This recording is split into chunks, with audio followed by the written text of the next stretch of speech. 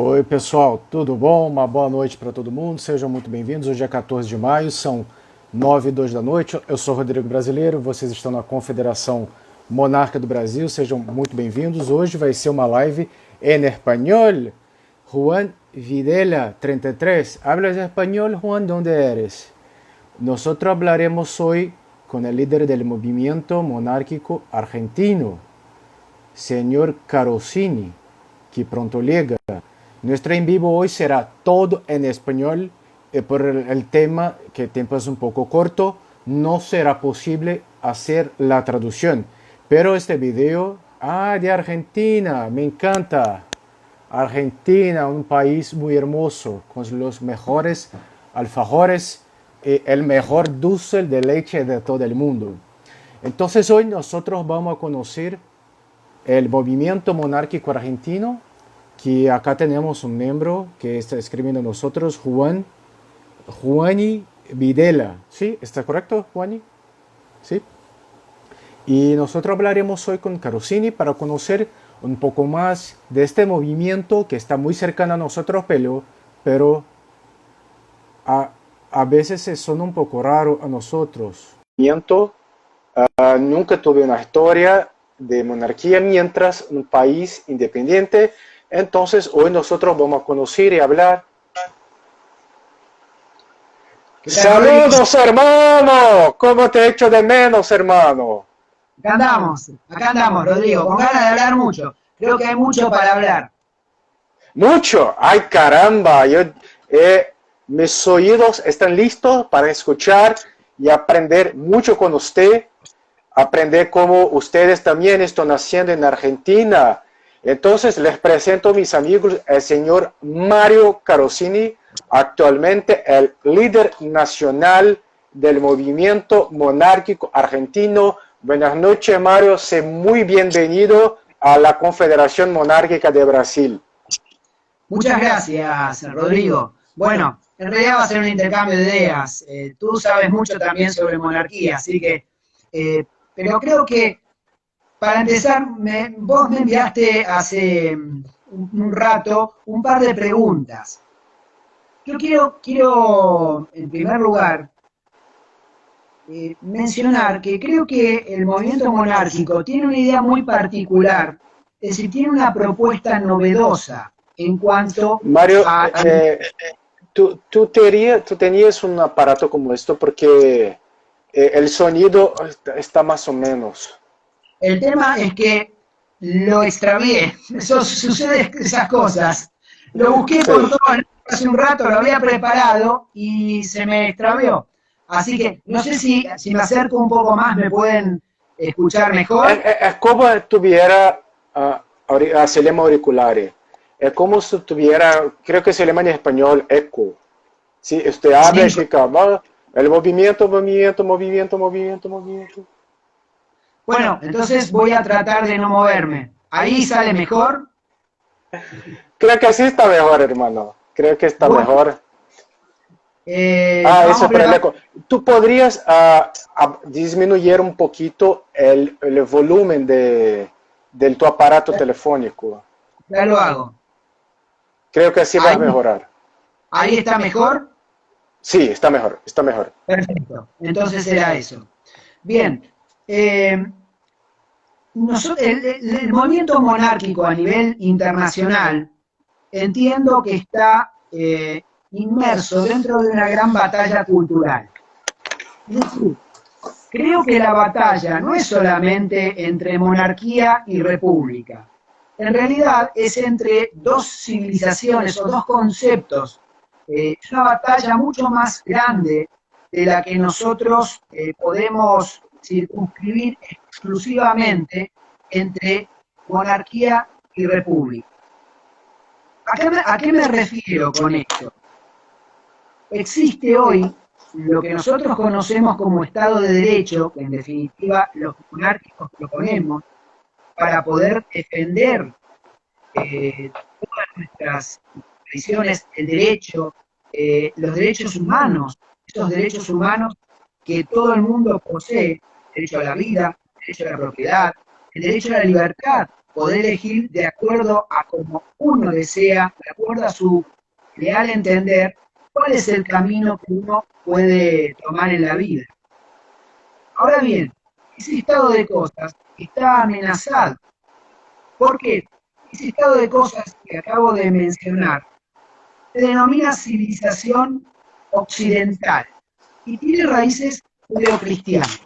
A veces se la llama a secas civilización occidental y cristiana. Pero esto tiene unas raíces evidentemente judeocristianas. ¿Por qué? Porque aunque parezca mentira, todo, absolutamente todo, el andamiaje jurídico de la civilización occidental y judeocristiana nace de algo tan sencillo como la tabla de los 10 mandamientos, que recibió Moisés. A partir de allí se elabora todo un sistema jurídico, que no es exclusivamente de los católicos, pero la Iglesia Católica, el catolicismo, tiene mucha importancia en el pasado para que se vaya elaborando todo ese sistema jurídico. Obviamente, todo esto nace del derecho romano y mucho más atrás de las fuentes del derecho romano. Bien, está la civilización, ¿sí?, occidental, pero existe otra concepción absolutamente, diametralmente opuesta, que es la concepción marxista. Es decir, lo que voy a decir no es una opinión, simplemente voy a decir lo que el mismo marxismo dice. En el Manifiesto Comunista, los marxistas, Marx y Engels, que por otra parte eran dos burgueses, porque ellos pertenecían a una familia. Marx era hijo de un abogado acaudalado, y Engels era hijo de una familia de fabricantes, que estaban en las carreteras, eran ricos, muy buenas, eran burgueses, típicos burgueses. Ahora bien, ese pensamiento que ambos tenían lo plasmaron en una especie de folleto que se llama el Manifiesto Comunista. ¿Qué dice el Manifiesto Comunista respecto de la civilización que ellos llaman burguesa, pero es la civilización occidental y cristiana? Lo que ellos dicen es que hay que destruirla. Ponen un decálogo, 10 puntos, miren qué casualidad, 10 mandamientos cristianos, 10 mandamientos del Manifiesto Comunista. Completamente lo opuesto, absolutamente. Hasta ahora estoy describiendo lo que es. No pongo opinión, después las daré, pero esa es la situación. Entonces, el Manifiesto Comunista se propone destruir la sociedad burguesa, es decir, la sociedad occidental y cristiana. Crocini, una pregunta. Entonces, me gustaría de saber es, ¿cuándo fue creado? Entrecortado se escucha. Bueno, vamos a ver si está mejor. Yo tengo dos preguntas, pero voy a hacerte una solamente. ¿Cuándo fue creado el movimiento monárquico argentino? En realidad son tres. ¿Por quién? Y la razón por la creación fue esta guerra cultural contra los marxistas, como una oposición de los ideales monárquicos cristianos contra los ideales centralizadores comunistas. ¿Fue en este contexto que fue creado? En realidad el contexto parece como que es algo muy limitado, es decir, pareciera como es una idea partidocrática, pero en realidad no lo es, porque la idea monárquica es el sistema o la forma, depende de cómo uno se lo considere, pero la monarquía es básicamente una forma de organizar una nación. Es básicamente eso. Lo que pasa es que muchos monárquicos después empiezan a interpretarlo como una cuestión divina, una cuestión de índole político-ideológica, una cuestión religiosa, una cuestión partidocrática. Entonces, cuando todo eso se mezcla, es cuando los monárquicos nos desunimos y dejamos de ver a la monarquía como lo que es. Cuando dicen que la monarquía, algunos quieren la monarquía absoluta porque es de derecho divino, bueno, yo les contesto, todos fuimos creados por Dios, de acuerdo a los que somos creyentes, obviamente. Con ese criterio, todos fuimos creados por Dios, por lo tanto, todo lo que se haga es designio de Dios, entonces daría lo mismo la república, la monarquía, la dictadura, etcétera. ¿Se entiende lo que digo? Es decir, Sí, perfectamente. digamos, por supuesto que existe un fundamento de valores que el movimiento monárquico argentino reivindica como propio, y es la civilización occidental y cristiana. Entonces, dentro de esa batalla cultural, que nos engloba a todos para poder vivir civilizadamente entre nosotros, entre los ciudadanos, y entre los ciudadanos con el poder, fue creado el movimiento monárquico argentino. ¿Puedes disminuir un poquito más porque hay un problema con el eco? Disminuir un poquito porque creo que así se baja el eco. ¿Ahí? ¿Ahí está mejor? Ah, perfecto. Sí. Bueno, perfecto. Todos estamos aprendiendo todas estas cosas. De la mano de ustedes, porque ustedes son los que, en cierta manera, en todo esto de las redes sociales nos están enseñando mucho. Mario, ¿y cuándo fue creado el movimiento monárquico argentino? El movimiento tuvo su inicio en el año 1987. Ese momento, digamos, sucedió algo que no se había dado nunca en los, Mario, creo, 150 años. Un momentito, están diciendo aquí, si cambia de lugar en la casa, el eco se iría. ¿Quieres intentar cambiar de lugar? Lo que pasa es que estoy rodeado y no tengo dónde apoyarlo. Sí, sí. Sigamos. Entonces, el movimiento fue creado entonces en 1987. Exacto. Eso antes de continuar, eso me lleva a que el tema es tan profundo que creo que debemos repetirlo. Y probablemente si hoy no queda bien claro por el tema tecnológico, creo que en un tiempito tenemos que repetirlo porque la visión monárquica es una visión institucional. Nosotros vemos los monárquicos, y eso creo que estamos de acuerdo todos, los monárquicos vemos al mundo para organizarlo, para que haya reglas de convivencia civilizadas. Ese es el objetivo de los monárquicos. Si la república fuera el orden, seríamos republicanos. Pero la república es el desorden, por eso somos monárquicos. Y ese desorden de la república es el desorden de la injusticia, es el desorden de la corrupción institucionalizada, que es la peor de todas las corrupciones. Entonces, rebobinando un poco, el movimiento monárquico argentino fue creado en 1987 y hubo un hecho que es histórico, que no había sucedido desde prácticamente que se diera la Constitución Argentina en 1853.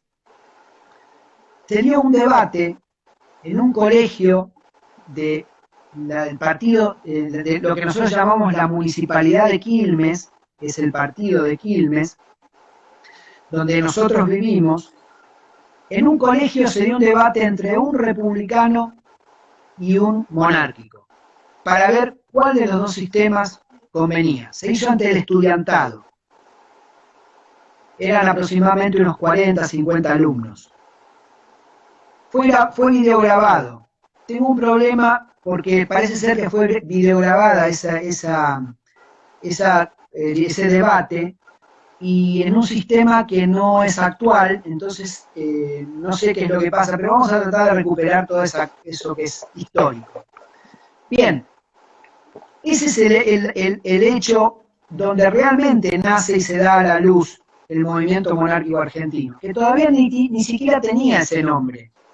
Simplemente era un grupo de personas que quería reivindicar la monarquía, una monarquía democrática en el sentido Los monárquicos se pelean respecto de la palabra democrática. Cuando decimos democracia, es un estilo de vida de respeto el uno contra el otro, del uno con el otro.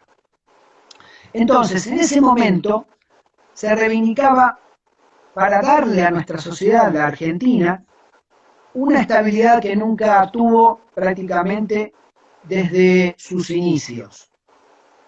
Para darle un sistema, un esquema organizativo, que eso es la monarquía, un esquema organizativo eficiente, muy eficiente, para que Argentina deje de tener golpes de Estado, deje de tener revoluciones, deje de tener corrupción elevadísima, que yo denomino mega corrupción, que es la corrupción característica de la República. Entonces, todo ese entramado de cosas y muchos más que estoy yo poniéndole por escrito en un libro que ya llevo un par de años y que prometo terminarlo este año, entonces todo eso implica que nosotros queremos la monarquía para que en la Argentina deje de haber inestabilidad, deje de haber golpes de Estado y deje de haber corrupción que genera pobreza, hambre y miseria. Eso es básicamente. Ahora, nuestra propuesta de monarquía, que es una monarquía constitucional parlamentaria, ahí hay otra pelea, porque en la teoría se separa lo que es lo constitucional y lo que es parlamentario. Pero el sentido que le damos nosotros es constitucional porque existe una Carta Magna que ahí enuncia los derechos y las responsabilidades de cada una de las partes, del gobierno, del Estado y de los ciudadanos. Y por otro lado, lo que nosotros hacemos es, viendo la situación mundial y viendo la situación particular de enorme corrupción en Argentina, reescribimos la teoría del poder moderador. La monarquía se caracteriza por un árbitro institucional, que es el jefe de Estado, que es el rey. Eso estamos de acuerdo. Todos los monárquicos estamos de acuerdo con que el rey es un árbitro. De hecho, la Constitución española, en su artículo 56.1, dice, en una de las partes, el rey arbitra y modera el funcionamiento regular de las instituciones. El rey es un árbitro, nos representa a todos, no representa al gobierno, no representa una parte, nos representa a todos, aún a los que no son monárquicos, porque también defiende los derechos de los republicanos, aunque ellos quieran derribar la monarquía, como sucede hoy en España, en el Reino de España. Entonces, dije que es una batalla cultural. La monarquía está dentro de esa batalla cultural. Y la monarquía abarca los derechos de todos. Es común ver en la teoría política cosas que son erróneas. Existe una especie de republicanización del pensamiento monárquico. Los pensadores monárquicos han adoptado posiciones, mentiras y mitos de manera inexplicable que los republicanos reivindican como propia. ¿A qué me refiero?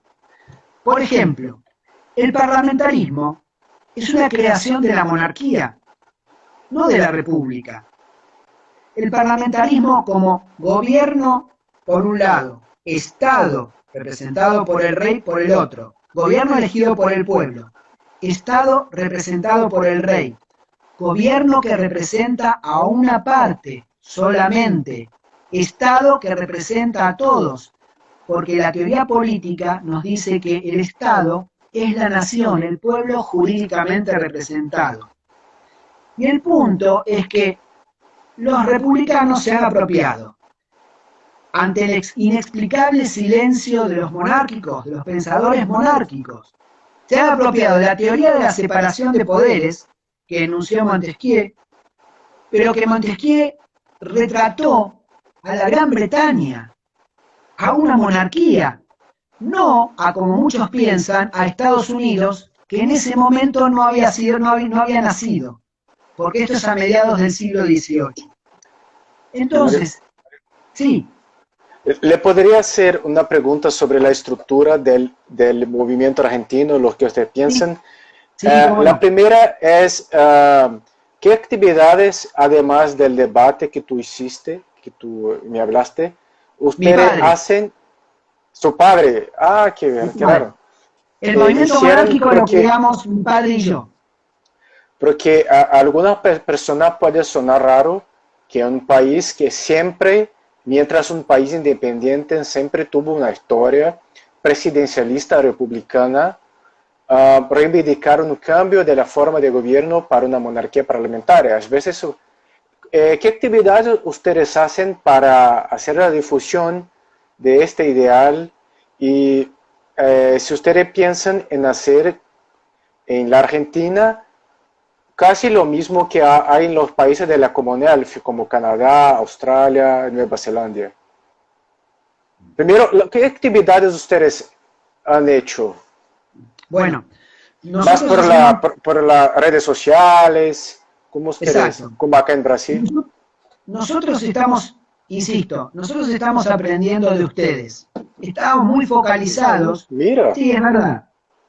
Y espero que sigamos aprendiendo.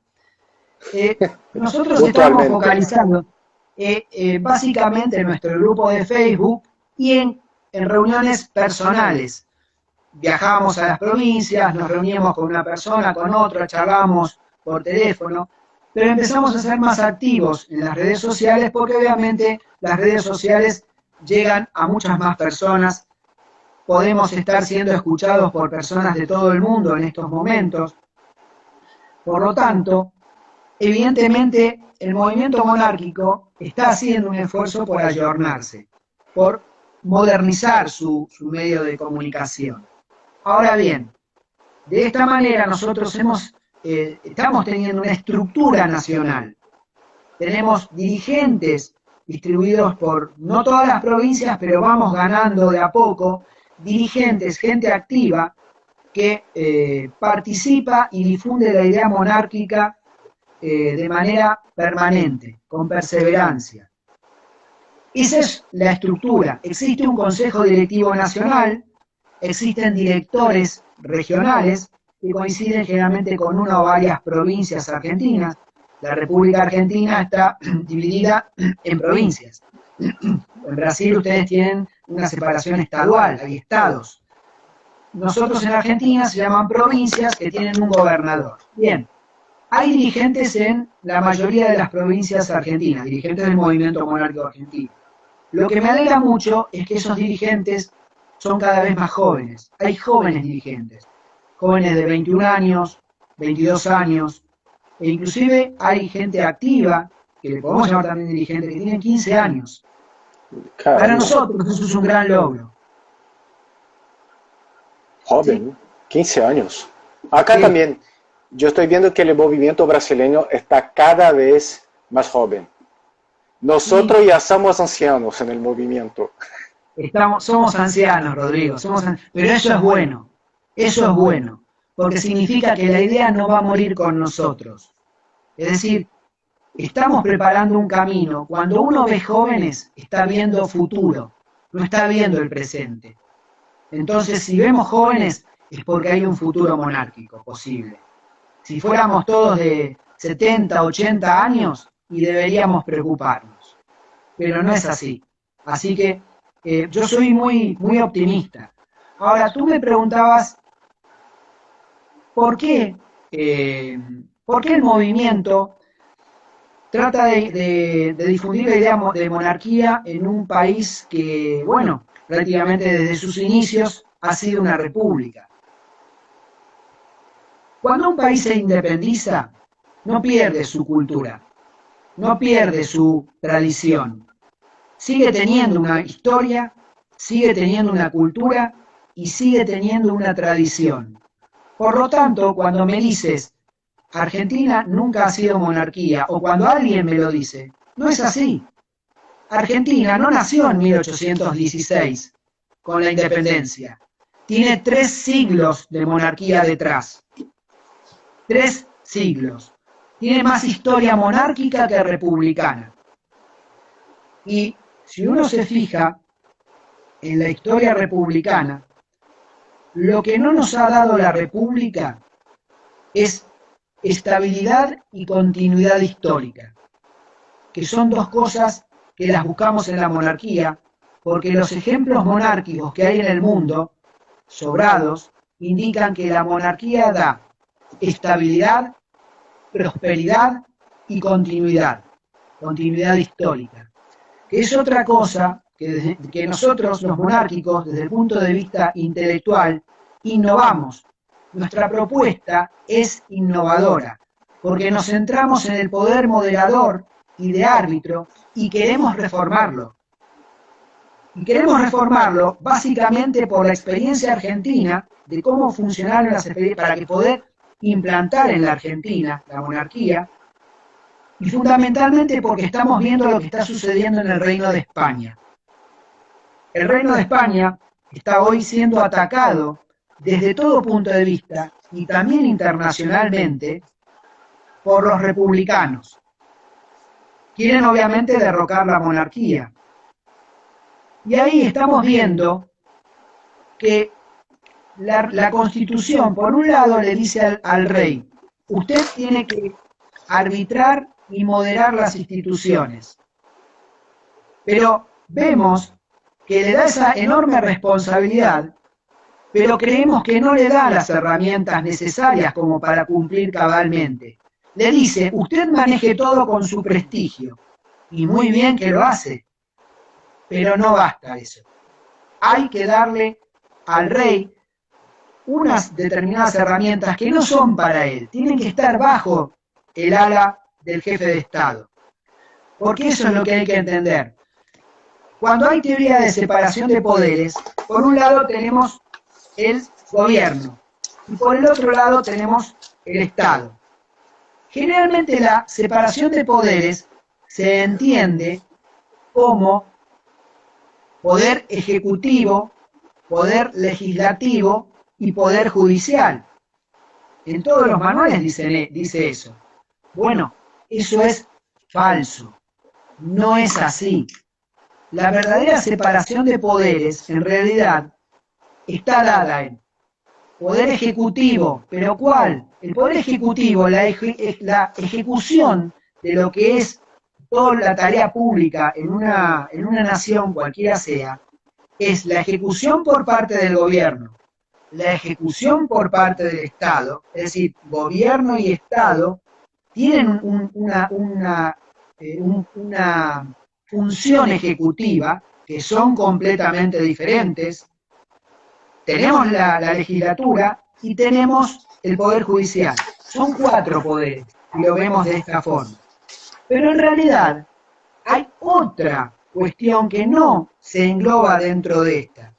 Y yo rescato acá a un pensador escocés, Edmund Burke, se escribe Burke con K, un pensador escocés que decía que hay otro factor que no se toma en juego, que es la cuestión intergeneracional. Las generaciones futuras también tienen que estar representadas. Y el único que las puede representar es alguien que no sea político, partidario, que no sea miembro de un partido político. ¿Por qué? Porque en general los partidos políticos y los políticos que los lideran no ven más allá de la próxima elección. El político es cortoplacista por naturaleza. Quiere el poder y necesita mentir, engañar, para él tener su sustento propio. Porque ese es otro problema que tenemos que discutirlo, los monárquicos y también los republicanos. ¿Es realmente necesario que haya políticos profesionales? ¿Es realmente necesario que haya políticos que tengan tanto poder que se enriquezcan cuando llegan a ser diputados, senadores, concejales, gobernadores? Bueno, esa es una propuesta del movimiento monárquico argentino, que la tomamos básicamente del Reino de Suecia. En Suecia no hay prácticamente una profesionalización de la política, porque el político sueco tiene un muy bajo ingreso, no tiene gastos no tiene chofer, no tiene auto oficial, se tiene que planchar su propia ropa, tiene un pequeño despacho en donde atiende a todos, que para cualquiera de nosotros sería el despacho de un estudiante universitario que recién empieza. Por supuesto que todas estas cosas implican un cambio rotundo. Estamos diciendo que en España es necesario dotar al rey de algunas herramientas para que el poder moderador que él ejerce sea realmente efectivo. Hoy las instituciones españolas, España estaría en guerra civil si no fuera por el rey. Hoy, recordemos la historia de España. Entonces, recapitulando, nosotros como monárquicos no nos centramos en la historia, utilizamos la historia para proyectar hacia el futuro. Pero la historia para nosotros es una fuente que nos sirve para no cometer los mismos errores y para generar un futuro institucionalmente más sólido. Y ese futuro, dentro de la era digital, se puede dar única y exclusivamente dentro de la monarquía. Por lo tanto, sí, quizá... Una pregunta que me puso curioso. Sí, pero como en Argentina, mientras un país independiente, nunca tuvo una casa real argentina. El plan de ustedes es hacer como la Commonwealth, tener, por ejemplo, el rey de España como el rey de Argentina, pero con una constitución distinta, como ocurre con la comunidad británica, en que Canadá, Australia, Nueva Zelanda comparten la reina, pero tienen constituciones leyes distintas. ¿Sería esa la idea? ¿O sería la idea invitar a alguna casa real para la creación de la nueva Casa Real Argentina? ¿O invitar, por ejemplo, una otra persona de la historia argentina que haya tenido una manifestación muy importante, como por ejemplo un descendiente de San Martín? Sí. Bueno, el problema, nosotros tenemos una enorme dificultad. Tú la has mencionado.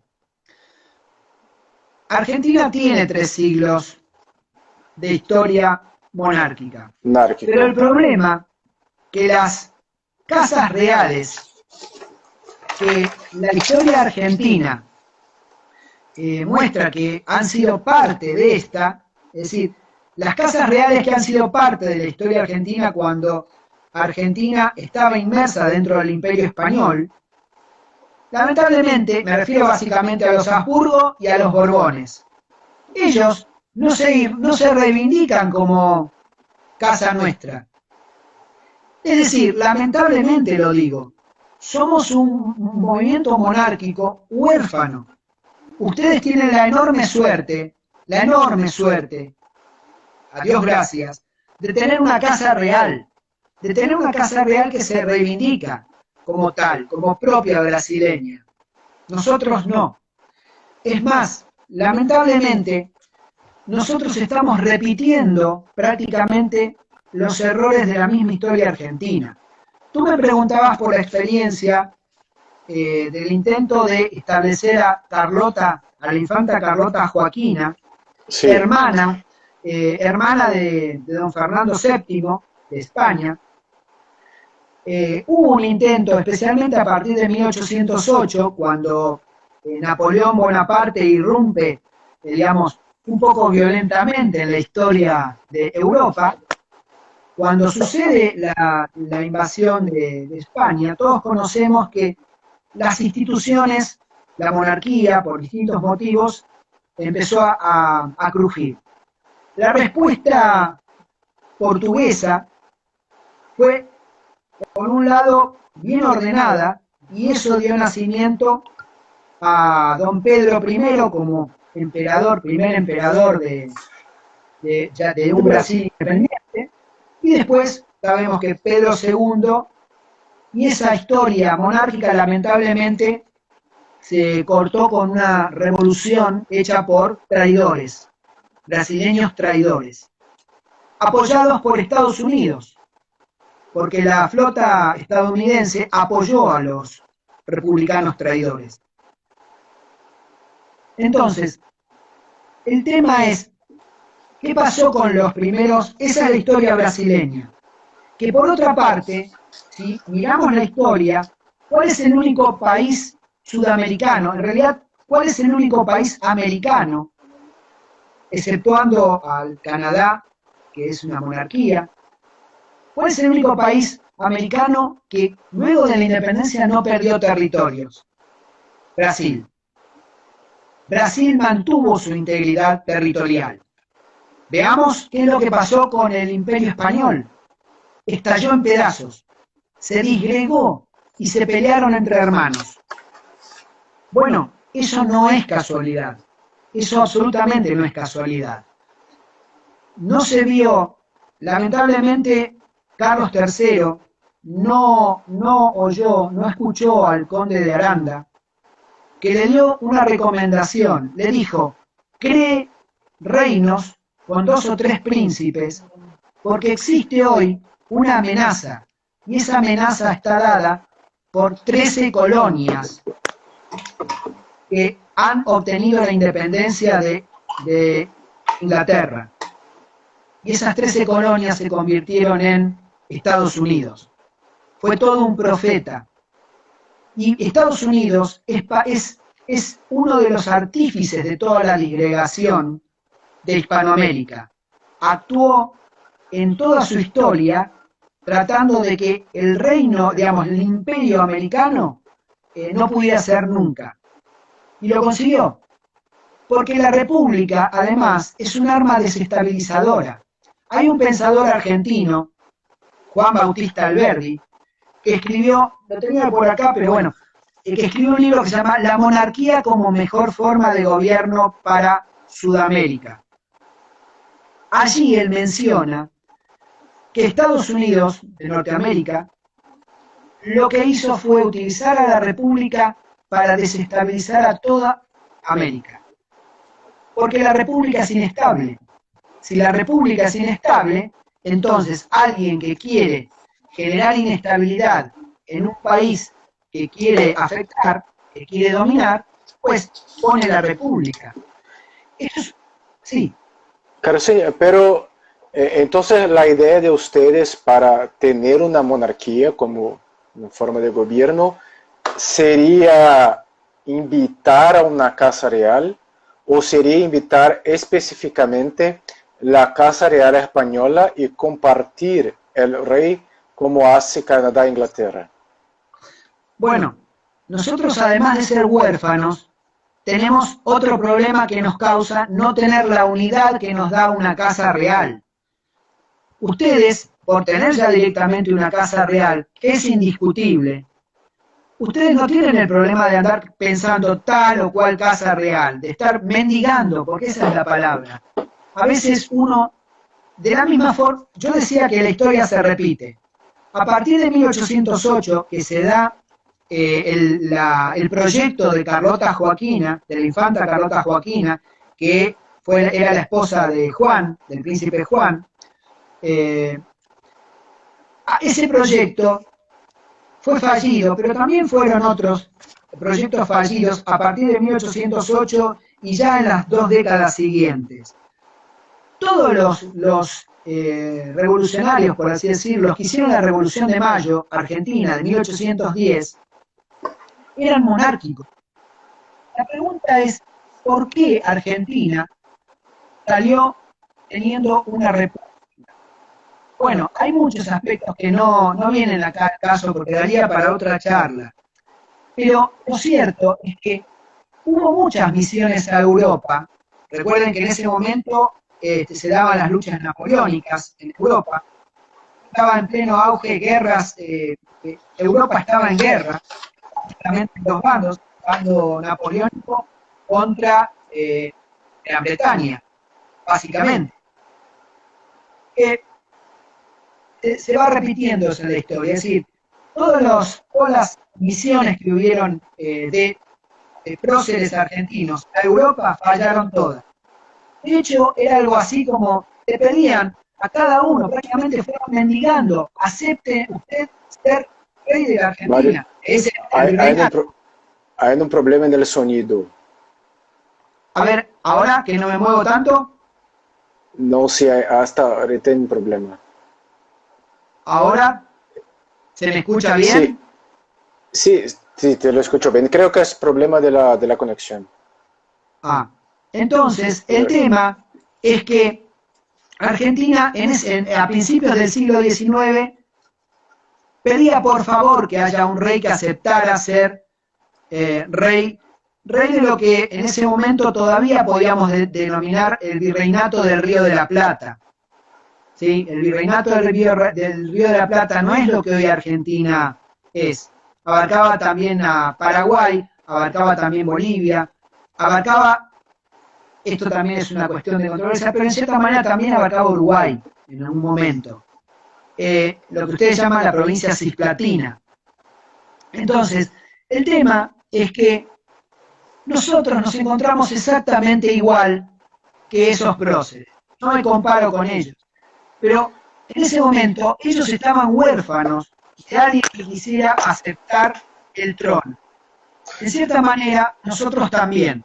Estamos viendo, lamentablemente también hay mucha desunión porque hay monárquicos que son carlistas, hay monárquicos que son borbonistas en el sentido de que quieren la rama actual, hay otros que pretenden un trono proveniente de reinos de Italia, del rey de Italia, hay otros que, y en fin, hay otros que quieren que una descendiente de Máxima, de doña Máxima, su majestad, que es hoy reina consorte del Reino de los Países Bajos.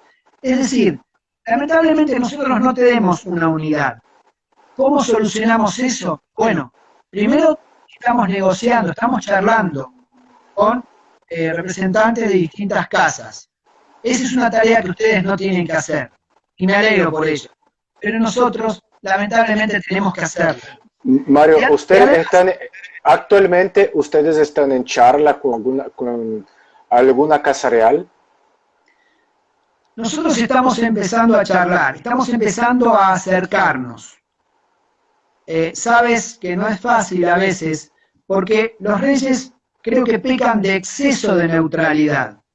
Muchas veces la neutralidad es mal entendida, hasta tal punto que muchas veces no hay apoyo, y yo creo que es un suicidio institucional.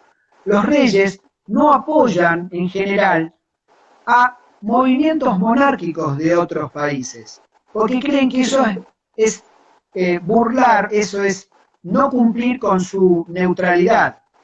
Yo creo que no es así. Creo que la monarquía es también una forma cultural de organizarse, y si alguien charla con un líder de un, si un rey charla con un líder de un movimiento monárquico, no es diferente de cuando charla con un miembro de un partido político que quiere derrocar a la República. Es decir, ¿por qué va a ser, voy por caso, por qué un rey va a recibir a un republicano, por ejemplo, como el líder de Podemos, que claramente es separatista y es golpista contra la monarquía? ¿Me explico? Entonces, yo creo que tiene que haber un cambio cultural de los monárquicos. Y ese cambio cultural es porque la monarquía se está adaptando como ninguna otra a la era digital. El salto a la era digital nos está dando desafíos. Por un lado, hay un enorme aumento de la productividad, pero por el otro lado, la tecnología nos está controlando a los ciudadanos. Hoy, a través del celular que tú tienes, las empresas que te dan el servicio saben exactamente dónde estuviste, cuándo estuviste, qué es lo que hiciste, qué es lo que compraste y probablemente qué es lo que vas a hacer en función de toda esa conducta que has tenido. Mario, ¿te puedo hacer una pregunta? Usted ha hablado de la ayuda internacional, que generalmente los reyes son más neutros, pero en este contexto, ¿cuál es la importancia de esta unión entre los movimientos monárquicos brasileños y el movimiento monárquico argentino para el desarrollo mutuo de la causa real? Y me están preguntando quién sería el rey de Argentina, pero lo que le puedo comprender es que hasta ahorita no hay una definición de la Casa Real Argentina. Sí. Nuestra respuesta en ese sentido, y después contesto lo tuyo, nuestra respuesta para aquel que siempre nos pregunta quién sería el rey, bueno, eso, llegado el momento de convencer que la monarquía como esquema organizativo es mejor, lo definiría una asamblea constituyente.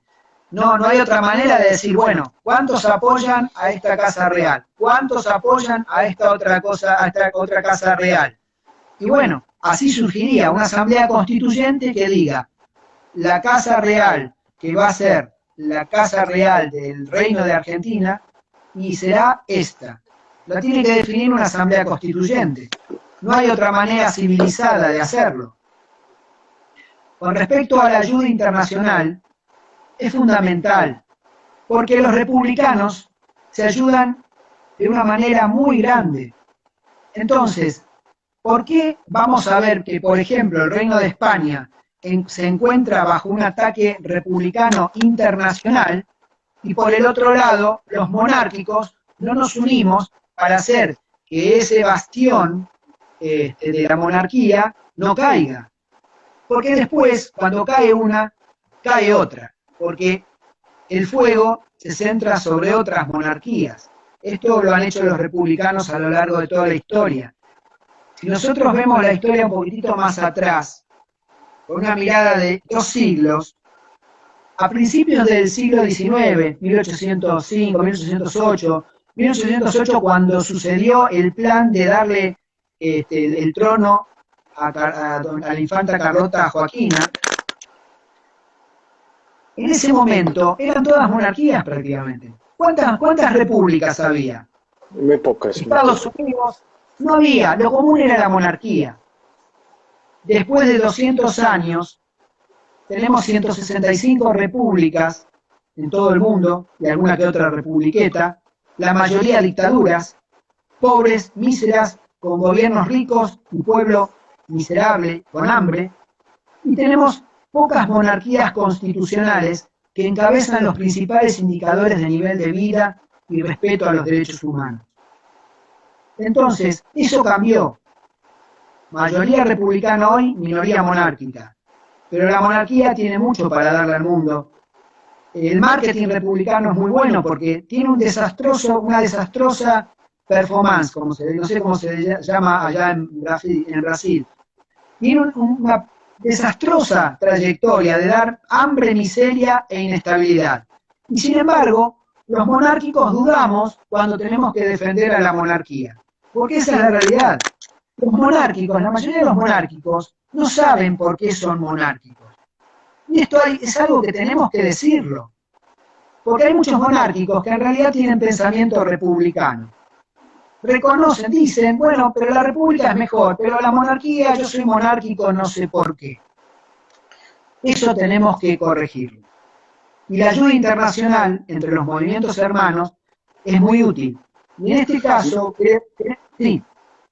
Pero ¿cuándo ha empezado esta ayuda internacional entre Brasil y Argentina? Y están preguntando si ustedes saben cuántas personas en Argentina apoyan la monarquía parlamentaria. Bueno, en primer lugar voy a responder a un cálculo que nosotros tenemos de monárquicos, ¿sí? Ahí engloba monárquicos con diferentes ideas. En Argentina fácilmente hay entre 800.000 y 1 millón de monárquicos que tienen miedo de decir que son monárquicos. La mayoría. Por esto de que tiene un pensamiento, primero, derrotista. Dicen, esto es imposible. Mi respuesta es que en política y en instituciones nada es imposible. Si hace 2 siglos era todo monarquía y poco república, ahora es mucho república y poca monarquía, puede volver a ser lo de hace 2 siglos. No hay nada imposible en ese. Y la monarquía brasileña va a ser una realidad. Va a ser una realidad. Porque lo vemos como cambia la mentalidad de la gente. Ahora, el tema de la ayuda internacional es fundamental. Con respecto a la ayuda y la interrelación entre, o la comunicación entre brasileños monárquicos y argentinos monárquicos, nace allá por los principios de los 80. Don Bertrán de Orleans Braganza, hermano de Don Luis, el jefe de la Casa Real, acostumbraba, no sé si ahora lo hace, pero acostumbraba a venir asiduamente a la Argentina. En esos viajes, mi padre se encontró en un par de oportunidades y charló en un par de oportunidades. En una lo hizo a solas, en una casa de la ciudad autónoma de Buenos Aires, de la capital de Argentina, y en otra oportunidad confluyó con otros monárquicos, en una reunión de otros monárquicos que se hizo en el año 1991. Luego también nos encontramos con el diputado en el año 89, con el diputado Cuñabueno, que fue uno de los que modificó la cláusula pétrea brasileña para que pudiera hacerse el plebiscito de 1993. El tema es, en esos momentos, la interrelación por el tema de no había internet, no había redes, era muy difícil. Y no fue una interrelación muy fluida. En cambio ahora, la interrelación que se está dando entre, por ejemplo, la Confembras y el movimiento monárquico argentino, o la relación que tenemos nosotros con otros movimientos hermanos. Por ejemplo, se ha creado el Fórum Internacional Monárquico, que lo acaba de crear la Unión Monárquica de España. Eso es fundamental, Rodrigo. Tienes que participar. Y tengo entendido, lo habíamos hablado por WhatsApp, que iba a participar, o se le había ofrecido, la vicepresidencia de esa entidad, de ese Fórum Internacional Monárquico, para coordinar y ayudarnos entre los monárquicos del mundo, a un miembro de la Casa Real brasileña. No sé qué sabes al respecto, pero creo que sería importantísimo que aceptara esa función. Sería muy bueno tanto para brasileños como para argentinos. Pero bueno, la colaboración ahora es permanente. Es decir, tú y yo estamos en contacto, también estamos en contacto, yo también estoy en contacto con otros monárquicos brasileños, estamos en contacto, estamos en contacto con monárquicos italianos, con monárquicos españoles. Un miembro del movimiento monárquico argentino, la directora regional Graciela Vitale, que forma parte del Consejo Directivo, acaba de ser nombrada delegada de una institución monárquica de España. Es decir, de la Unión Monárquica Balear. Entonces, creo que esto es muy importante. ¿No lo hemos hecho en el pasado? Bueno, corrijamos el error. Tenemos que actuar coordinadamente. Tenemos que darnos ayuda. A veces, que un miembro de una familia real reciba a un líder monárquico de otro país, solo eso ya es una ayuda importante. Porque es un acto político, es un hecho político que los monárquicos no estamos acostumbrados a hacer. Y los republicanos lo hacen todos los días. Entonces, tenemos que aprender de nuestros errores, tenemos que unirnos. El tema da para mucho, Rodrigo, pero lo cierto es que el movimiento monárquico argentino tiene un proyecto de reino de Argentina, un proyecto de constitución del reino de Argentina, donde modifica y le da poderes al rey para controlar a quiénes, a los políticos. Te voy a leer una frase de un escritor que tú lo conoces, es el autor de 1984, esa distopía creada por, yo siempre me acuerdo del nombre real, que es Eric Blair, que es el seudónimo de George Orwell. George Orwell dijo en un determinado momento: el lenguaje político está diseñado para que las mentiras parezcan verdades, el asesinato parezca una acción respetable, y para dar el viento apariencia de solidez. Si uno lee 1984, en lugar de una novela, es una novela distópica. Fue escrita en 1948, pensando que en 1984 iba a haber un mundo dividido en 3 regiones que constantemente hacían la guerra. Yo insto a leer ese libro porque es un decálogo de una filosofía que los políticos tienen metida muy en la sangre, que es la filosofía dictatorial. En ese libro describe cómo manipulan los políticos, cómo hacen para borrar, mentir sobre la historia, cómo hacen para mentir sobre el presente, cómo hacen para dominar las mentes. Así que, en definitiva, un rey tiene que controlar a los políticos. Los políticos están totalmente descontrolados. Supuestamente nosotros somos los mandatarios, ellos son los mandatarios y nosotros los mandantes. Bueno, ellos son actualmente nuestros amos. Hay que reconocer esa realidad. En ese sentido, Suecia nos enseña. Suecia, los diputados, los representantes de suecos, no ganan fortuna, ganan unos pesos, después se van. Ellos trabajan, tienen sus trabajos y ganan el dinero de sus trabajos. No se hacen millonarios con los cargos, como los diputados y senadores argentinos, como los diputados y senadores brasileños. De Brasil, eso es verdad. Odebrecht, el caso Odebrecht, ha denunciado, ha puesto a la luz algo que es característico de la República, que es la corrupción estructural, la corrupción sistemática, sistémica. La corrupción está dentro del sistema republicano, mientras que la corrupción no está dentro del sistema monárquico, constitucional, parlamentario. Mario, eso es fundamental. Una última pregunta porque ya estamos casi sin tiempo. Es la última pregunta, te prometo. ¿Cuándo haremos el simposio monárquico de Córdoba? Bueno, ya lo estamos hablando. Sí, obviamente tenemos que esperar todo el tema de la pandemia, pero vamos a hacer un simposio, ya lo estamos organizando, viendo cómo, cuándo y dónde. Así que, hermano, probablemente vamos a invitar a un conocido nuestro, también para que participe, nuestro amigo Toti, ahí lo estoy comprometiendo, pero bueno, creo que lo he hablado con él previamente. Yo le he dicho, creo que tanto él como vos y como yo, ya tenemos una relación de amigos, además de monárquico. Entonces, creo que eso hay que profundizarlo, porque es necesario estas cosas, es necesario difundir. Y bueno, seguramente vamos a determinar la fecha, pero la vamos a hacer. Eso ya es un hecho. Lo estuvimos hablando. Mario, bueno, tengo un minuto nomás. Te agradezco muchísimo por venir, por enseñarnos mucho de la monarquía en general y específicamente sobre el movimiento monárquico argentino. Sigamos juntos.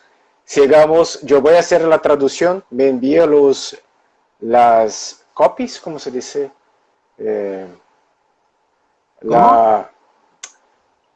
libro que yo haré la traducción. La traducción. La traducción, me la envío que yo la haré. Muchas gracias por venir, muchas gracias a todos que están viendo por el Instagram y gracias a ustedes si estuvieron viendo por el YouTube. Corta y compartija porque esto nos ayuda muchísimo a difundir la causa de monarquía. Mario, muchas gracias. 30 segundos. Saludos, hermanos. Adiós. Saludos. Saludos a todos. Gran abrazo. Buenas noches. Salve, don Luis. Salve. A saludos. Adiós.